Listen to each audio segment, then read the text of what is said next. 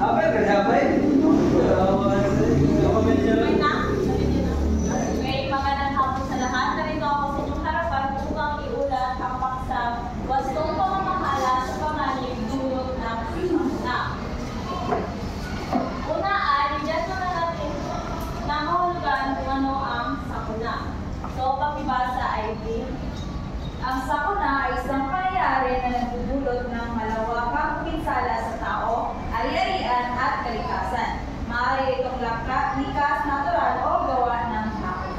Salamat. So, ang sakuna ay isang pangyayari na nagdudulot ng malawakang pinsala. So, ang sakuna is mga unexpected na mahitabo sa atua. Then, ang sakuna is maka-cause harm sa mga tao o maapektuhan ang ilang mga kanang pamilya nila. Just like, for example, ulan gusto magbaha bagyo, then katong mga magsasaka is mabuhat ilang mga tinanom. So, kanila ma-over, ulan, then ang naman tinanom, mabuhat sila din. Na possibilities nga, pati na pagkinabuhi is maapektuhan. Next is, ito ang mga halimbawa ng sakuna. Una ay bagyo, kalawa lindol, baha, sunog, at pagputok ng ulan. Lahat ng halimbawa ng sakuna, lahat ng ito ay nakaka-apekto sa mga tao, lalo na sa mga taong naninabuhi. Una ay bagyo. Ang bagyo ay isang malakas na sistemang may hangin at ulan na bumuo sa karagatan. Ito ay may kasamang malalakas na hangin, matinding ulan, at maaaring magdulot ng pagbaha at pagbuho ng lupa. So, alam ko, I know makabalo mo kung saan ang bagyo, naka-experience na mo, anak. Naka-experience na mo bagyo, wala? Yes! Kung saan ang bagyo nakakuhaan doon kayo sa inyo, nakapektuhan doon kayo mo? Yolanda. Ang bagyo Yolanda, kaya di ba, sa Tacloban, mga tao kaya naana sa atong sa ilang balay, kaya agyan ng baka na kayo, bitaw, din. Sa nagana kayo tao, nakapektuhan.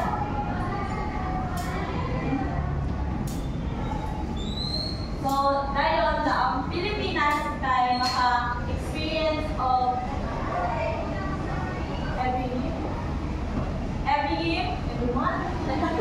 every year, maka-exchange of very klase na bagyo. Next is lindol. Ang lindol ay biglaang pagyanig ng lupa na dulot ng paggalaw ng mga plot o bitak sa ilalim ng lupa. Ito ay maaaring magdulot ng pinsala sa mga gusali, kalsada, at iba pang natura.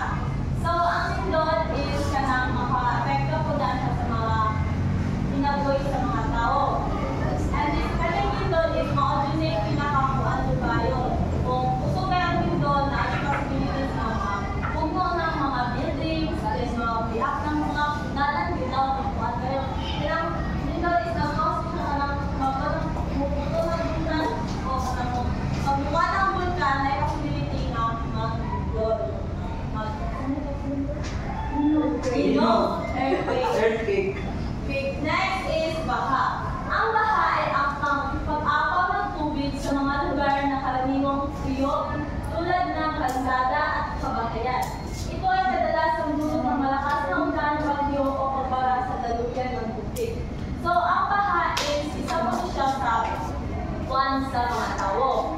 For example, if kusog kaayo ang ulan, so ngayon, dahil ang nakatapit ang drainage, drainage kayo ng puno ng kayo, natin possibilities na ang mga tubig dito sa drainage na nanangkuhan sa ulan is manulot sa masudan ng tubig ang balay.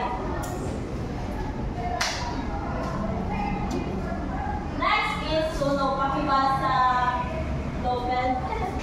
Ang sunog ay isang insidente kung saan may mabilis na pagkalat ng apoy na maaaring makapinsala sa buhay. Ari-ari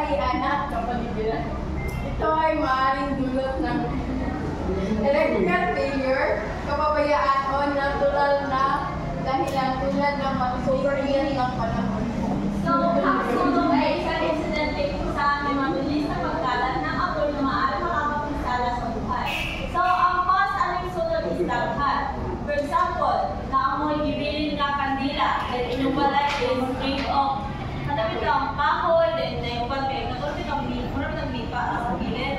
So, dili ito mabilin o mga anang kandila ang nagsiga. Kaya na possibilities anak mo siga ang sa kilid, kalat na doon na unay mga anang kalayo. And then, kanang mga saksakan, dili na to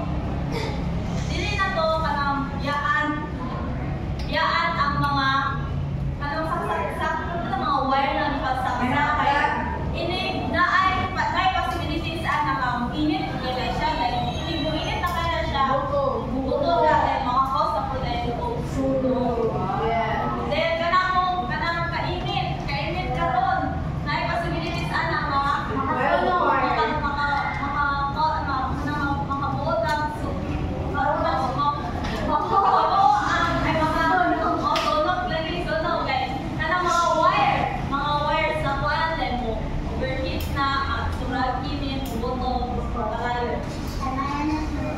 then, ang last is pagputok ng bigas. Ang makibasa, Pagdulog ng bulkan, yung pagdulog ng bulkan ay pagsabog ng pagbukaran na bilit na lava, ako at gabi mula sa loob ng bulkan. Ilumay na iyari kapag tumakas, pati ay magbuko. Ilumay na iyari kapag tumakas ang pressure sa ilalim ng lupa. Ang pagdulog ng bulkan ay maaaring pagdulog ng magiging pinsala sa kalikasan at mga kabayanan sa paligid. So, ang pagtutok ng bulkan ay pagsabog o pagbuga ng init na lava at gas mula sa loob ng bulkan. As you can see, may bulkan. Ayun, sunod sa bulkan na na-check. Na siya lava. Then if mukuan na siya kanang mo release na ay mga dapsik ng mga lava. So, kanang kalimod is wala na yung dapat, wala yung maguyo binaw, wala yung maguyo gilid, doon na kayo sa bulkan. Kanang bulkan, if mukuan na yung mga lava mapektuhan ng maguyo sa gilid, then kanang iyang mga hindi na siya basta-basta. Kaya makakuan ko na siya sa atong health. Yes. So, next is i-discuss the delatory kung unsay mga ways, unsay buhaton before, during, and after sa sakuna. Sa pagpatuloy, nandito naman ang mga wasto, pamamaalas sa kagalituran ng sakuna. So, unahin natin ang window. So, alam na natin lahat kung ano ang window, so matuta ang window. So, bago ang window, maghanda ng emergency kit na may lamang pagkain, tubig, gamot, flashlight, at diesel. So, sa kanya-kanya nating pamamahay, meron na tayo mga emergency kit. Okay, so, malagang meron tayong emergency kit sa ating bahay para ito ay magagamit natin kung meron mga pagkain ng hanip. Magkaroon ng first drill o pagsasanay sa tamang pag-evacuate. So dito tayo tinuturuan tayo dito sa paaralan kung paano tinuturuan tayo sa pagsasanay kung merong electric drill o kagaya ng pagkakaroon na conduct, cover and hold, diba? Tinuturuan tayo dito sa paaralan. Kalakasin ang struktura ng bahay o gusali upang maging ligtas sa pagyanig. Alamin ang mga ligtas na lugar at exit points sa loob ng bahay o paaralan. So habang lumilindol, so dito na rin ang cover and hold, yung upo magtago ay natin sa tumawag dito. Okay, so i-try na ito ni ang cover and hold. So maaaring marks tayo lahat at gawin natin ang cover and hold.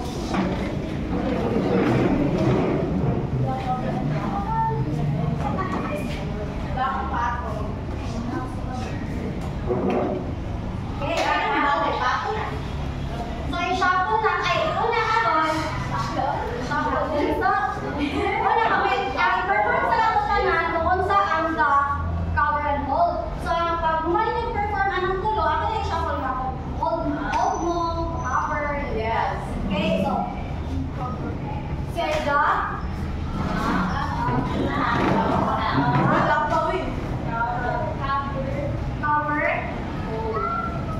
Cover, and hold. Okay, magaling. So ngayon,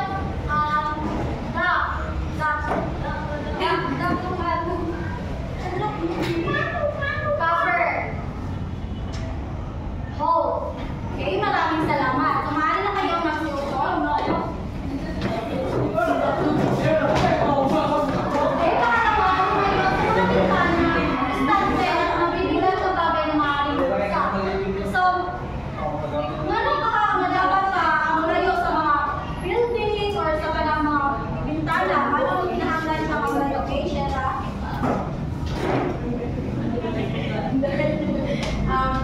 Nine chance nga bumagsak ang kuwan sa building dahil magdakan ta. So, Okay, maraming salamat, tama. So, wag mo ako palabas kung nasa loob ng matibay na gusali, manatili sa ligtas na lugar. Okay, pagkatapos ng lindol, lumabas na maayos at magtungo sa open area malayo sa mga gusali o poste. So, di ba pag kuman sa lindol, dili lang kasaling na kuman ang lindol, mo diretso na musunod sa malay kay kumanan na. So, naak na siya yung mga aftershock. So, dapat magpunta na siya kung sa gawas balay kay basin sumubali. Naak siya yung aftershock doon may sabot. So, rin kung may saktan at hindi ng tulong kung kinakailangan. Mag-ingat ito sa posibleng aftershock at iwasan ang paggamit ng elevator ng urin kung may gas leak o siramin na emergency. Kita dapat naman tayo sa mga gusto ng mga mahala sa panganib tulad ng sakuna at ito naman ay ang bagyo. Bago ang bagyo, makinig sa mga ulat ng pag-asa at lokal na pamamahalaan para sa pagpapawalagan ng erosyon. So kayo ba ay nakikinig ng mga balita? Bakit?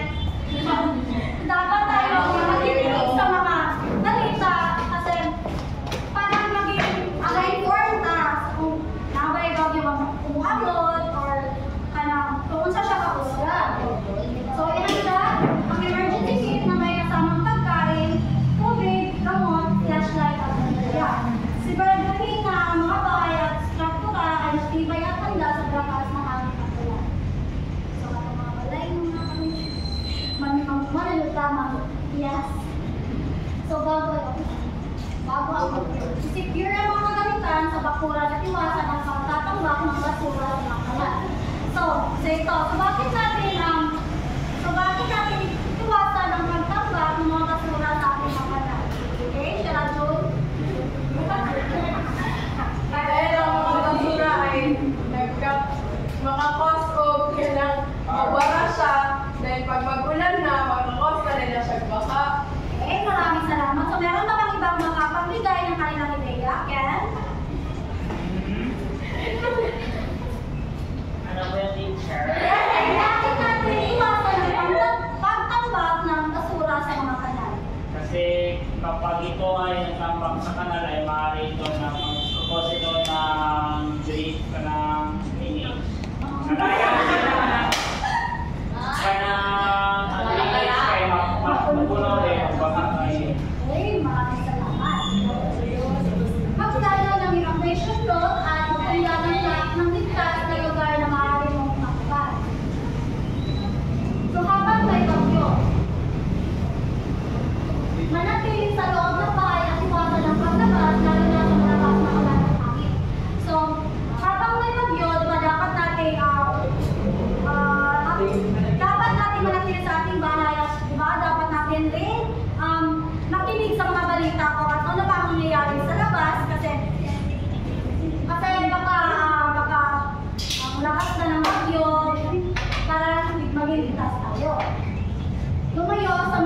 sana at salamin at magsabog sa likas lugar ng iyong bahay. Patuloy na makinig sa mga balita at update tungkol sa bagyo upang maghihanda sa mga susunod na araw. At iwasan ang paggamit ng mga electronic devices at kuryente kung may panganib na electrical shortage. Pagkatapos ng bagyo, mag-ingat sa mga bumagsak na puno, cable ng kuryente at iba pang electric. Iwasan ang paglabas sa baha at huwag magtangkang tumawid sa mga bahang kalsada. At ang last, suriin ang mga struktura ng iyong bahay at tiyaking ligtas bago pumasok. Ngayon naman, pagpatuloy ni Sir Donas.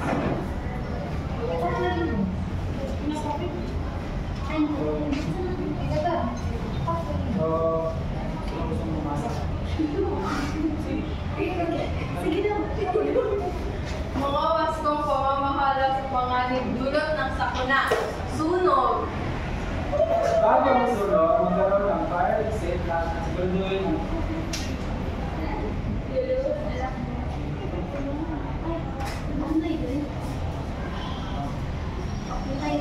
fire exit na siguraduhin alam ang bawat isa sa pamilya ng ang mga exit road na ligtas na lugar. Dapat alamin ang exit road sa bahay dahil pag mayroong unexpected na sakuna, lalo na sa sunod, so alam nyo saan kayo lumabas, saan kayo lalabas. So, i-check ang mga electrical wiring at appliance. At i-akin walang sirang cable o mga din na maaaring magdulot sa sunog. So dapat siguraduhin ang mga appliances at lalo na sa wiring dahil ang wiring ay isa sa nagdudulot ng sunog. So, i-share ko muna yung experience ko kasi nasunugan kasi ako. So, yung bahay na may wire na hindi naman pinansin dahil malayo lang sa bahay dahil sa nandun lang sa bubok. So, hindi mo alam na pag-run out at pagpalit sa kuryente. So, at sumunod sa pagputok yung red. So, doon na nagdulot ang sunog namin sa wiring. So, dapat iwasan ninyo at i-check nyo ang wiring at appliances. So, mag-imbak ng flammable materials tulad ng gasoline at chemical sa tamang lugar malayo sa mga pinagmulan ng init. So, dapat ilayon nyo ang mga flammable dahil isa din dito na nagtutulot ng sunog at pwede dito nagpukos ng malakas na sunog o mag-spread ng taray sa ibang bahay. So, pagkaroon ng fire extinguisher sa bahay at gawin alam kung paano dito gamitin. So, dapat meron kayong fire extinguisher at dapat kayo marunong gumamit. Or pag wala kayong budget, pwede din ng tubig at lagyan nyo ng sabon. Sabon. So, nakita ko din yan sa drill. Di pa pwede agad at huwag nang magtagal sa loob ng bahay o gusali. So, dapat mag-ipagwet kayo agad dahil pag mag-stick kayo sa bahay, baka may kasi may delikado may tawag mo niya magmundog mo sa balay. So, dapat magdala yung lakaw. So, huwag gumamit ng elevator kung ikaw ay nasa mataas ng lugar. So, dapat hindi kayo gumamit ng elevator o baka may stuck kayo sa hotel. So, gumamit ng hanggang para sa ligtas ng pagtikas. Kung maliit ang apoy, subukan patayin ito gamit ang extinguisher. So, dapat, pag maliit ang apoy, dapat initiative na. So, pwede tubig pag walang extinguisher. Ngunit, huwag magtangka kung hindi kaya ang iyong gamit. So, manatili sa labas at malayo sa lugar ng sunog. So, dapat lumayan kayo sa sunog, pag babae kayo, pag wala kayo lakas Malakas kami. ay pag wala kayong kagamitan, ay lalo na wala kayong kagamitan, paglaban ng sunog. So lumayan kayo sa apoy, upang wala kayo sunog or kung ba kayo ayan. So yan ang paligid kung may mga naiwang, apoy or spark, at yakin ito ay wala ng buo.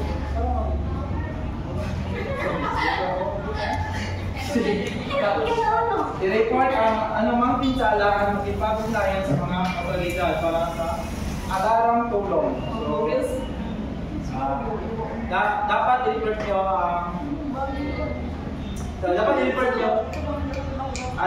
nyo na may alam kayo na nasira para ma-aware sila at magdala sila ng gamitan upang kung ano ba yung mga nasira dyan. So, kung may mga nakasaktan agad, humingi ng tulong sa emergency responder. So, dapat, pag may nakita kayo mga na-injure, so dapat tulungan nyo at i-report nyo sa responder para matulungan sila.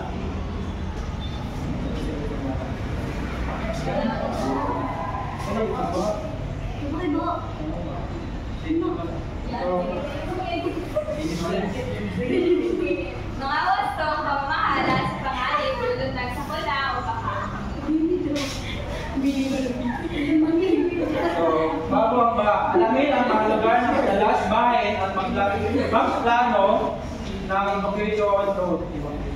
So, dapat alamin ang lugar na laging bahin dahil para maiwasan nyo at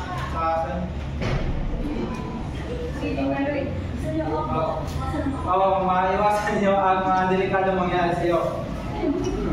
Maganda na emergency kit na may tubig, pagkain, at mga personal na gamit. So, dapat may emergency kit kayo dahil katulad ng sinabi ni Magdalene, kanina. So, ayusin ang mga gamit sa bahay at iwasan ang pag-iwan ng mga gamit sa mababang lugar. So, dapat, lalo na sa kuryente, dapat iwasin nyo na ilagay nyo sa mababang lugar dahil pwede ito mag-ground sa tubig. So, i-secure ang mga drainage at kanal upang hindi magbara ang tubig. So, dapat ang drainage hindi ay malinis upang wala mag-start ng tubig para maiwasan ang pagbaha. Lumikas agad kung inutusan ng otoridad at lumipat sa mas mataas na lugar. So, dapat magtuwa mo sa mga otoridad na ingon sila ka evacuate kung baka sutoy ng tubaw. Iwasan ang mga pagtawid sa mga barang pasada dahil mahirap matukoy ang galing lakas ng agos. Okay, brother. So, maano to? So, manatili sa loob ng bahay at huwag lumabas kapag ang tubig ay mabilis na umakyat. So, dapat di sa paggawas pag ang tubig kanang paspas yung load. So, dapat basin madisgrasya ang dalaw. Maging alert ito sa mga posibleng landslide at pagbaha mula sa mga ilog o sapa. Dapat alert tumusigil sa mga baha, lalo na yung mga swimming. Bahaan. So, ingat sa pagpumalit sa yung bahay, siguro din, naligtas.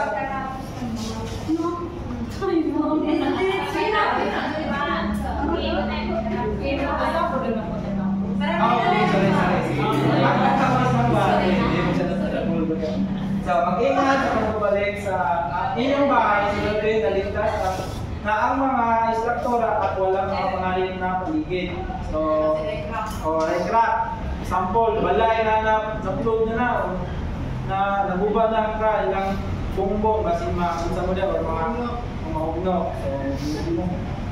So, iwasan na mga nakikisasumukan sa maraming tubig na maaaring magdala ng sakit. So, tulad ng kanal.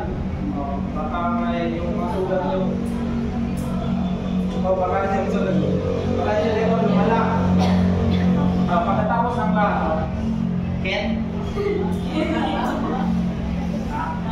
Okay, basa. Suriin ang mga nasirang kapitan at ari-arian at report sa mga otoridad.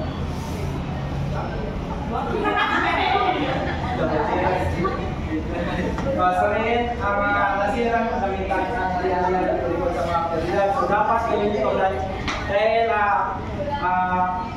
para maiwasan nila at ikaw na para makalulos ka sa mga madaan, lalo sa daan, para makalulos ka, kung saan gagamitan nila na dagpon para makakagis ka ng nagalan o dapat i-report nyo.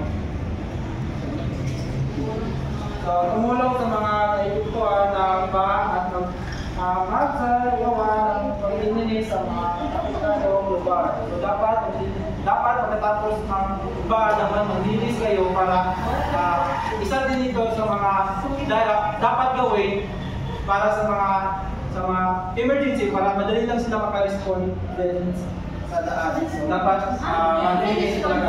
Research.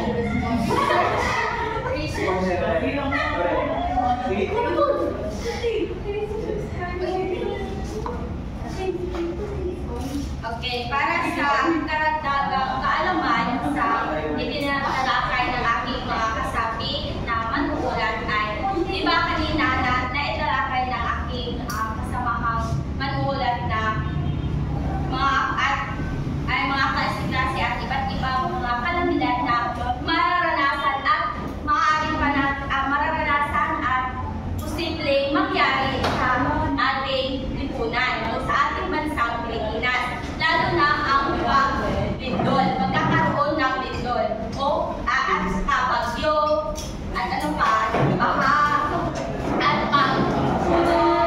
at pagputok ng bulkan. Ang ating bansang Pilipinas ay naiulat ng pag-asa na makakaranas ng 24 o hanggang 28 bagyo na darating sa ating bansa. At lalo-lalo na sa mga lugar sa Surigao, di ba kadalasan nakakaranas sila ng mga bagyo. Yung malaking bagyo na naiulat doon ay ang pangalan ng bagyo ay ang Yolanda. Talagang marami ang naapektuhan at nasawi sa pangyayaring iyon sa pagdating ng bagyo.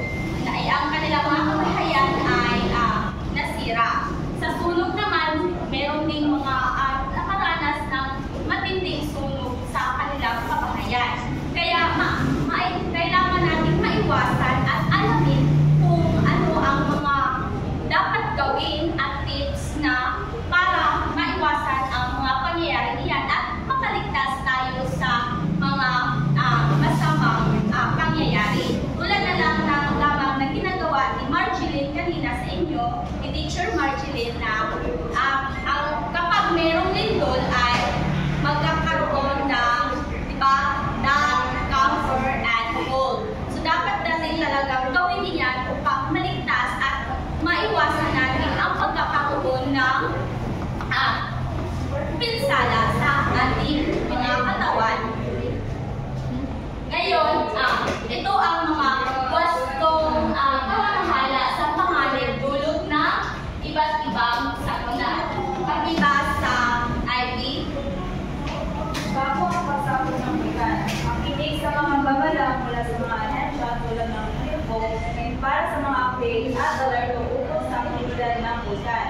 Ang maganda emergency kit na may mga gamit tulad ng tubig, pagkain, gamot, flashlight at mga mask para sa Maraming salamat, Ivy. Ano nga ang ahensya na nagpaparating ng ulat sa atin upang malaman natin na merong pagsabog ng bulkan? Ito ay ano ang hulugan ng PIPOC sa mga bata? Philippine Institute of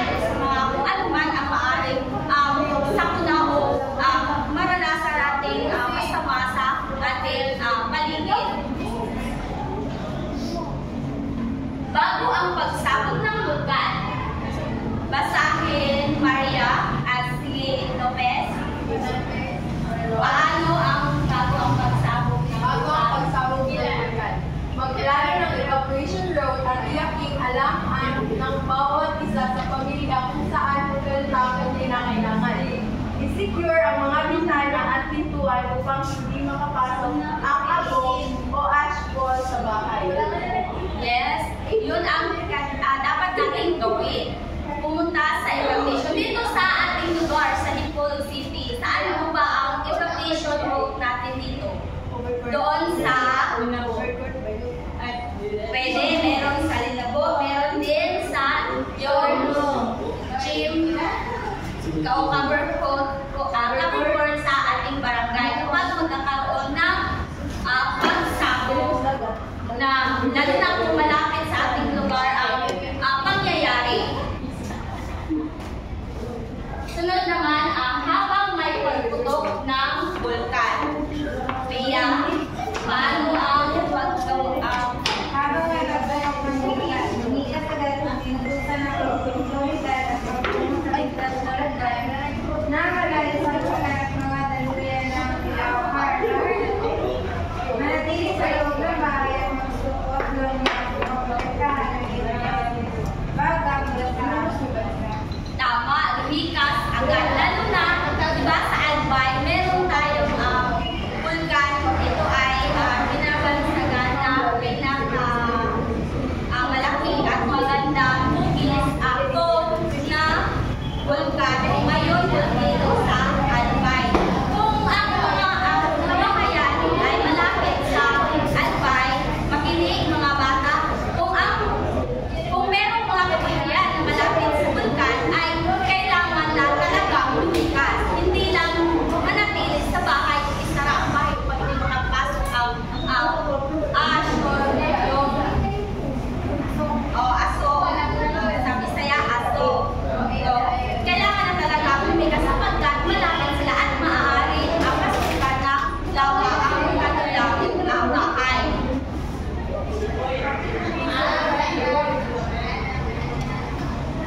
Pagkatapos naman ng pagputok ng vulkan, ano ang dapat natin gawin? Bia. Talagang gusto ni Bia na umasa. Ako sa Bia. Ang pagputok ng bulkan. Ingat sa mga kasigay pag-usap ng ako, mahal at lilis na maaaring magdulot ng karagdagang mental. Iwasan ang pag-inom ng kontaminadong tubig at siguraduhin sa inom. Tama. Dapat talagang iwasan natin uminom ng tubig na meron na kontaminasyon ng asong o usok ng vulkan. Lalo na sa malapit na lugar ng vulkan. So, dapat talagang mag-ingat tayo sa mga mangyayaring mga sakuna sa ating mga paligid.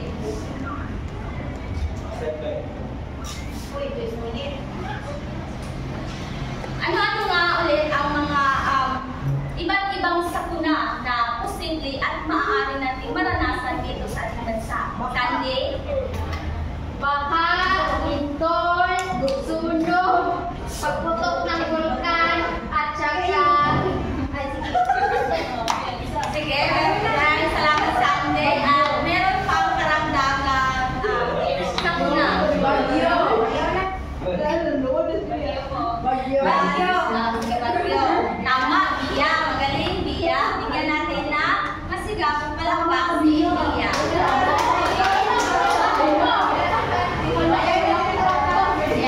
Meron pa bang mga katanungan? Mga katanungan tungkol sa aming mga inuulan? Meron na po. Wala na po. Naiintindihan na ba lahat? Kung gano'n, magkakaroon tayo ng pasulit. Kumuha ng isang kapat na papel at sagutan ang mga katanungan.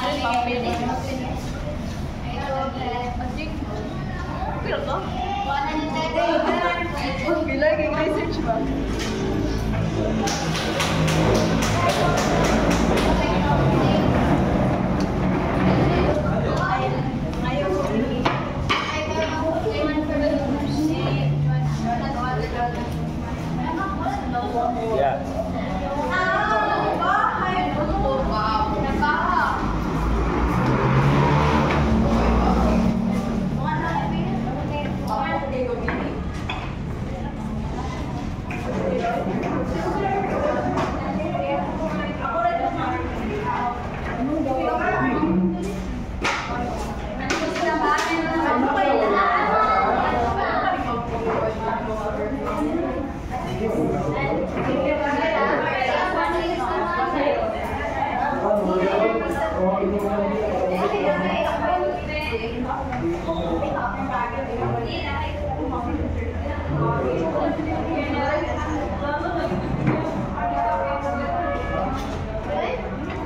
Sabi ko?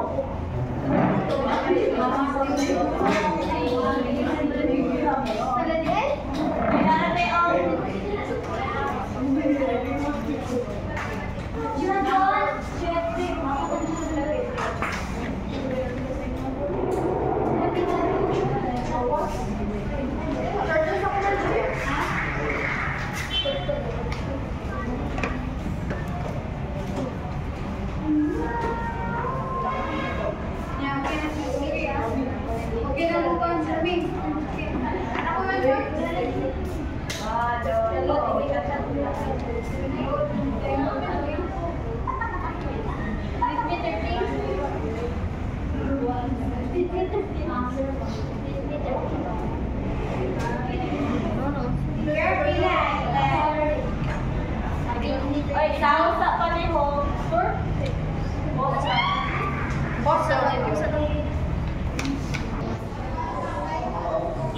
Okay, makinig ng mabuti sapagkat 2 bisis ko lamang babasahin ang mga katanungan sa ating pasulit. Unang katanungan. Ano ang tawag sa biglaang pagyanig ng lupa dulot ng paggalaw ng mga fault? Lindol! A. Huwag maingay, Shadrach. A. Bagyo. B. Lindol. C. Baha. D. Sunog. Ano ang tawag sa biglaang pagyanig ng lupa dulot ng paggalaw ng mga fault? A. Bagyo. B. Lindol. C. Baha. D. Sunog. Pangalawa, alin sa mga sumusunod ang pangunahing sanhi ng landslide? A. Malakas na ulan. B. Pagputok ng bulkan. C. Pagputi ng asido.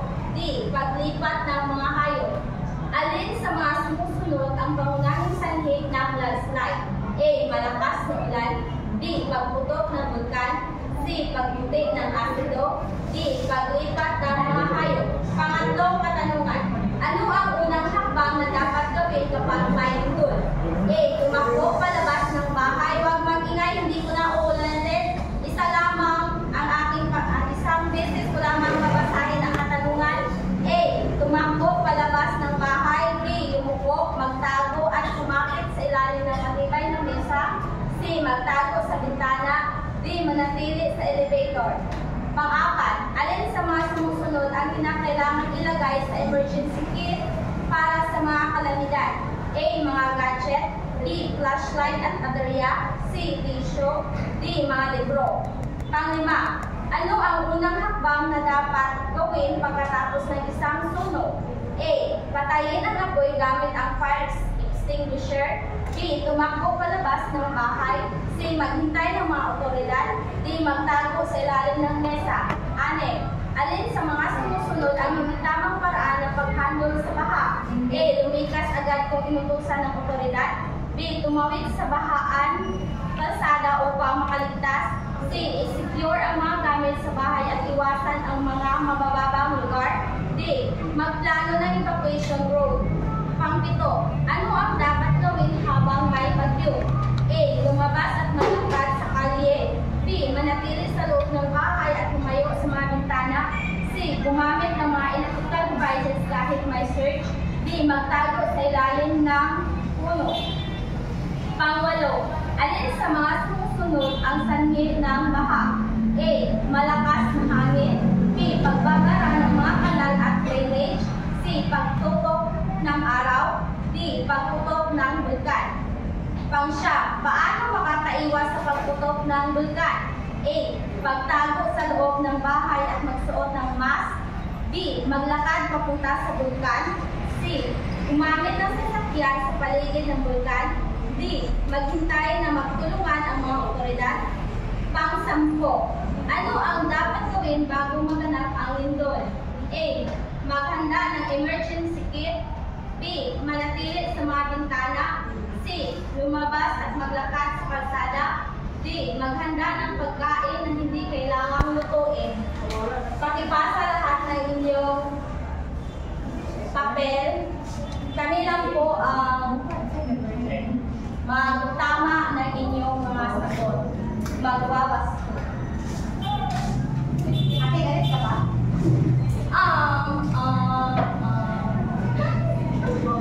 Medyo.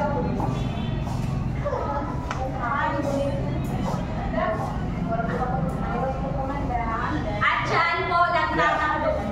Yeah. At yan po nagtatanong.